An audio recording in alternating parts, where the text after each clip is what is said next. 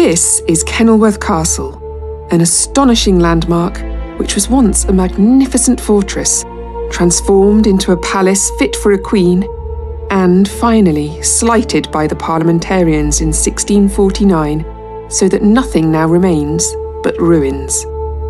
And, of course, the many ghosts one might expect to find in a place that has witnessed over 900 years of history. Rumoured to be the second most haunted castle within the English heritage sites, there's one spectral visitor that intrigues me. Is the misty white lady often seen here the spirit of the first wife of Robert Dudley, the Earl of Leicester? And was her tragic death an accident or something more sinister? Come with me as I investigate an infamous scandal that has echoed over more than 400 years and study the sightings of the ghost of Amy Robsart. Robert Dudley and Amy Robsart were married in 1550, but it seems there was little love in the match. And when Queen Elizabeth I came to the throne in 1558, Dudley became one of her favourites. He was appointed Master of the Horse, then elected a Knight of the Garter, but Amy was not welcome to join him at court, and he left her to stay with people who owed allegiance to him, like William Hyde and Richard Verney, in various houses around England. It was widely accepted that Elizabeth was deeply in love with Dudley and wanted to marry him. The Spanish ambassador wrote to his king about this, saying, "People talk of this so freely that they go so far as to say that his wife has a malady in one of her breasts, and the Queen is only waiting for her to die to marry Lord Robert." In late 1559, Amy was staying at Cumnor Place, a grand monastic manor house in Berkshire, which had been leased to one of Dudley's friends, Sir Anthony Forster. I would love to be able to show you this house, but sadly it no longer stands, having fallen into decay before being demolished by the Earl of Abingdon in 1810. Some of the materials from Cumnor Place were incorporated into All Saints' Church Witham, including a window from the chamber which Amy used as her bedroom, but these, along with a bit of stone fireplace in the churchyard, are all that remain. It was while Amy was staying at Cumnor Place that rumours about her being poisoned started. The Spanish ambassador passed this news on to his king, writing, "I heard from a person accustomed to give veracious news that Lord Robert has sent to poison his wife." By 1560, it seems that courtiers were openly discussing a plan to murder Amy. On the 6th of September, Sir William Cecil, the Queen's chief advisor, told a colleague that they were thinking of putting Amy to death, and that while she was reported to be ill, she was quite well and taking care not to be poisoned. 2 days later, Amy was found dead at the foot of a stone staircase in Cumnor Place. Even without the rumours swirling around about plans to murder Amy, the circumstances were suspicious. Staying with Amy were two ladies, Mrs. Owen and Mrs. Oddingsels, as well as Cumnor Place having a staff of 10 servants.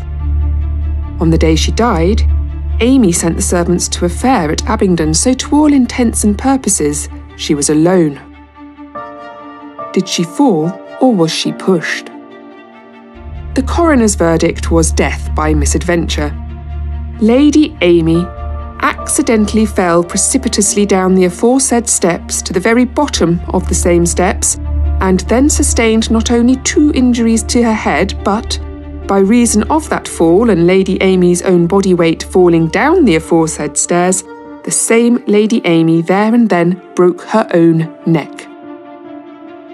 But the verdict of the people was murder, and the Queen, aware of her own implication in the scandal, sent Dudley away from her court, which went into mourning. A grand funeral was arranged.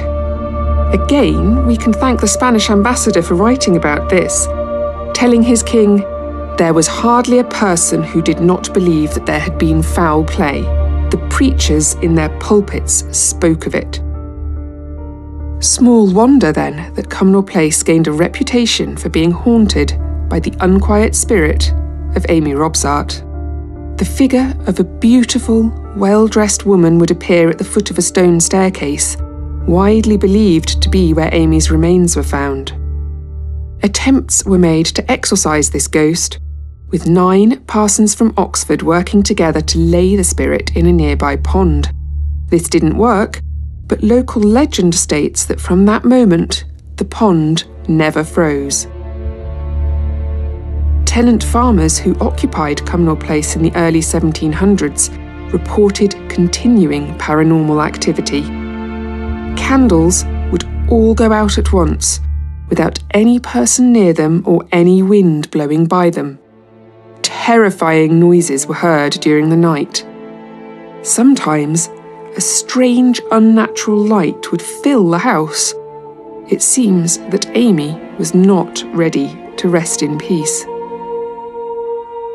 But Cumnor Place, as I mentioned earlier, was demolished in 1810. So wouldn't Amy's ghost now haunt the site where it stood?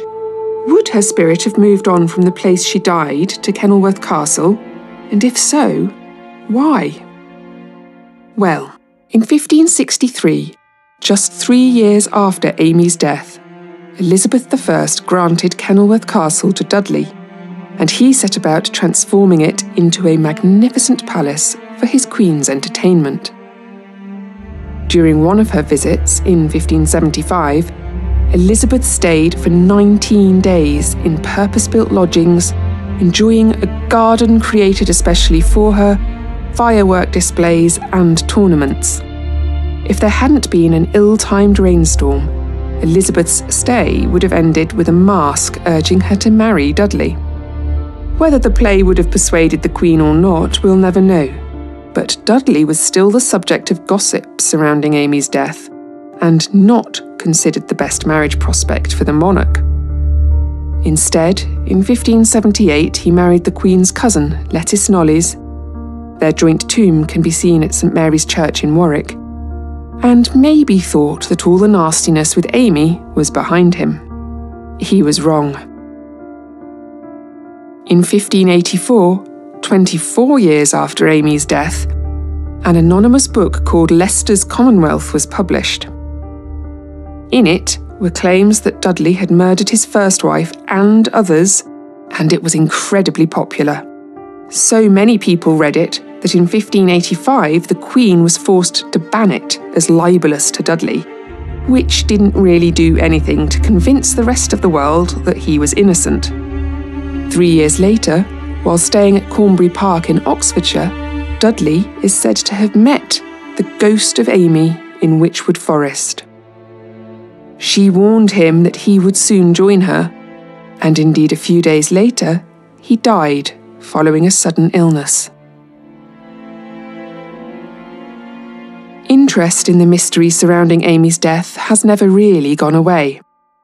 It forms the plot of Sir Walter Scott's 1821 historical romance, Kenilworth, a popular novel which saw Amy murdered by Verney and Forster, and which made the ruins of Kenilworth Castle internationally famous.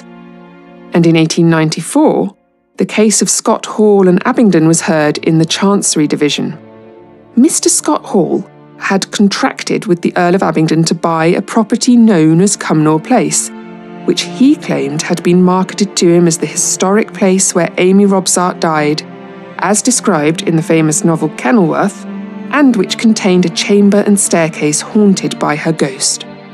But of course, the actual building had been demolished 80 years before.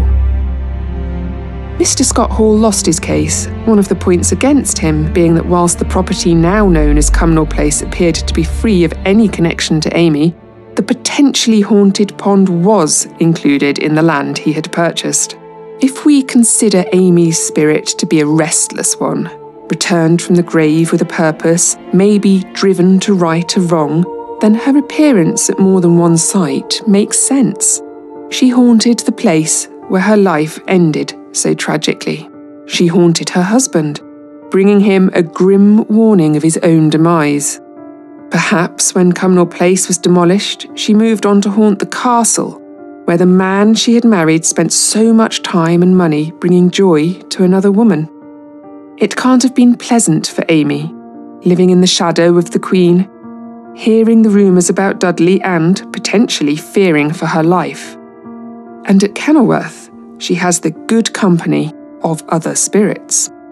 A shadowy antique cot can be seen rocking by itself in an Elizabethan bedroom. The smell of pipe smoke wafts through the ruins. A young boy, accompanied by ghostly chickens, has been seen in the stables, and the busy gatehouse is home to an old lady, a figure in a black cloak, and a little girl. Having been a hindrance to her husband, alone and unloved, perhaps Amy has now found acceptance in her afterlife.